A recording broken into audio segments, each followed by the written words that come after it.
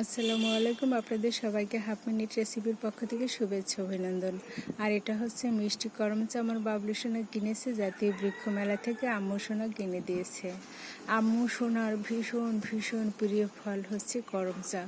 শুরু থেকে আমি খেতাম, একদম কষ লাগতো। বলতাম যে আম্মু তুমি কি খাও, তো কষ লাগে, ভালো লাগে তোমার কাছে? বলে হ্যাঁ, খুব ভালো লাগে।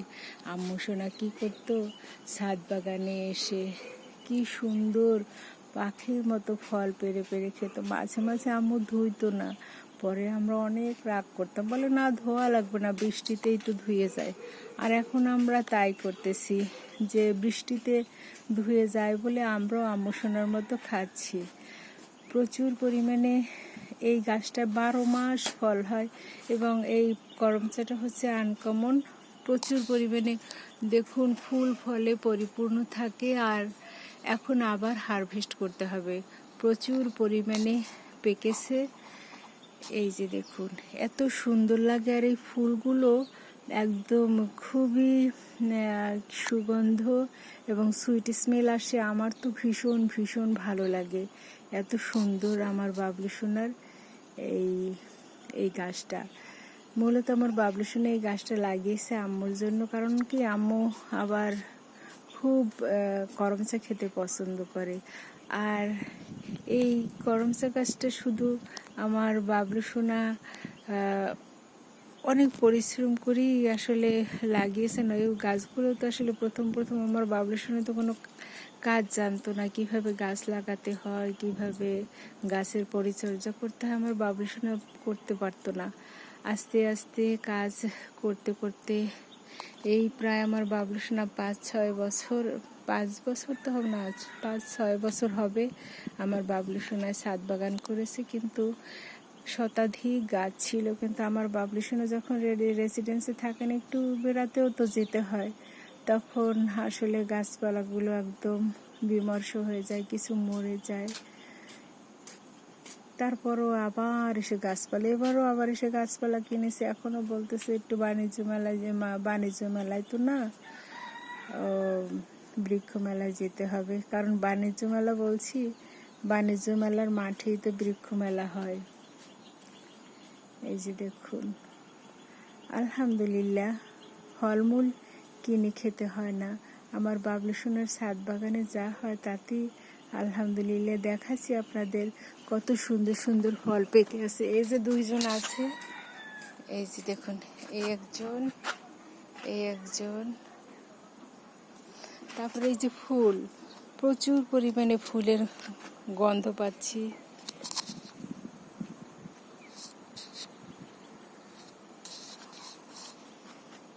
এই যে ফুল দেখুন, কতটা আড়ালে একটা পেকে আছে। কই, বের হও বের হও বের হও বের হও, তুমি কোথায় গেলে? ওকে, বের হচ্ছে না কেন? আমি তোমাকে দেখতে পাচ্ছি না।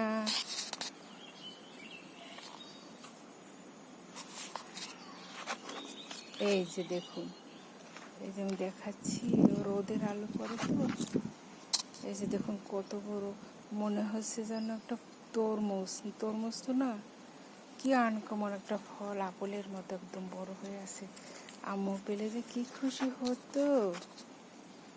এই যে দেখুন, খুবই ভালো লাগে এভাবে যদি ফল পেকে থাকে। আর গাছ পাকা ফল খেতে তো ভীষণ ভীষণ ভালো লাগে। আলহামদুলিল্লাহ, আমার বাবলু সোনার রেসিডেন্সে আসার পরে কোনো হাট বাজারই করি না, তেল নেই। তারপর আমি তরকারি রান্না করেছি 10 ফোঁটা তেল দিয়ে, কারণ তেলের বোতলে একদম তেল শেষ হয়ে গেছে। তারপর আমি সকালবেলা রান্না করে রেখেছি, কারণ সারাদিন বিদ্যুৎ থাকে না, রাইস কুকারে রান্না করি আর গ্যাসের চুলাও রান্না করি।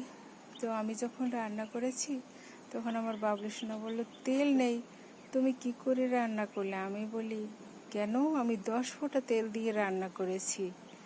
তো তারপর আমার বাবলু সোনা অবাক হয়ে গেল, কারণ আমি তো 10 ফোঁটা তেল দিয়ে রান্না করার মানুষ না। কারণ হচ্ছে, আমি যখন আম্মু সোনার জন্য রান্না করতাম, তখন আম্মু সোনার তরকারিতে অনেক সময় তেল দিতাম না, কারণ ডক্টরের নিষেধ ছিল।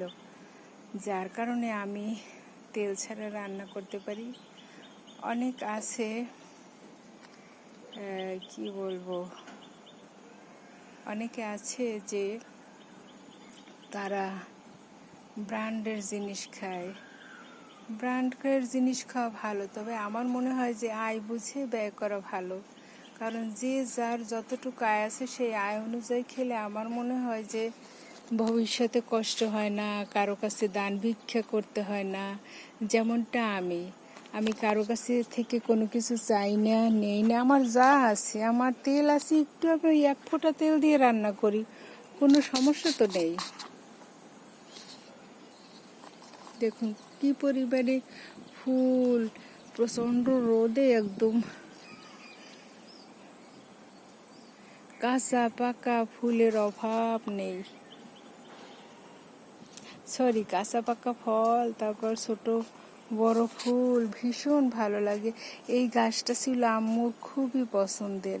আম্মু এই গাছের কাছে এসে বসে থাকতো, ফল খেত। আম্মুর স্পর্শে মনে হয় যে গাছটায় প্রচুর পরিমাণে ফুল ফল আসে, আর এই গাছটা মূলত 12 মাস ফল দিয়ে যাচ্ছে। আমার বাবলু সোনার এই গাছটা এত পছন্দ। আম্মুর রেসিডেন্সি ছিল একটা গাছ, তো নরপিশাসটায় একদম যে মেইন যে ডাল থাকে সেই ডালটায় কলম বাঁধার পরে গাছটা একদম মরে গেছে। এখন একদম মানে চিহ্ন নেই যে আসলে কি। আমার বাবলু সোনা তো ছাদ বাগান করে, আমার বাবলু সোনা বোঝে যে গাছের কতটা গাছকে ভালোবাসতে হয়, গাছের কষ্ট বোঝে, সে মানুষের কষ্ট বোঝে। একবার কি হয়েছে, আমার বাবলু সোনার বারান্দায় বসা আম্মুর রেসিডেন্সে, তখন এক ভদ্রলোক, ভালোই আর্থিক অবস্থা আছে, তো আমার বাবলু সোনা আমাদের পাশে জমিতে বেড়া দেওয়া ছিল বাঁশের, সেই বাঁশটা সকালবেলা নিচ্ছে। আমার বাবলু সোনা দেখছে, বলে থাক, বুড়ো মানুষ, তার হয়তো প্রয়োজন আছে, সেই জন্য সে সেই টেনেছে। কিন্তু লোকটা আসলে খুব বদ, মানুষের ভালো দেখতে পারে না, চরিত্র একটু সমস্যা আছে। তাই আমার বাবলু সোনা বলছে যা হোক। তারপর থেকে আমরা বলি চোরের কি কষ্ট। আমার বাবলু সোনাকে বিভিন্ন সময় খ্যাপানো যায়, কিন্তু সে খ্যাপে, আবার সে বলে থাক। তো সেই থেকে বলি চোরের কি কষ্ট, চোরের কষ্ট সে সহ্য করতে পারে না। এই হলো আমার বাবলু। ভীষণ ভালো লাগে, কারণ আমার বাবলু হচ্ছে আমার জানের জান, প্রাণের প্রাণ।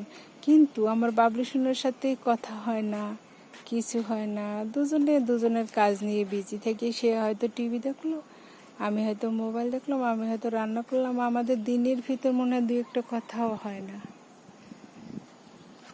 যে যার মতো করে থাকে। আমার বাবলু সোনা তো ছাদ বাগান নিয়েই প্রায় সময় বিজি থাকে।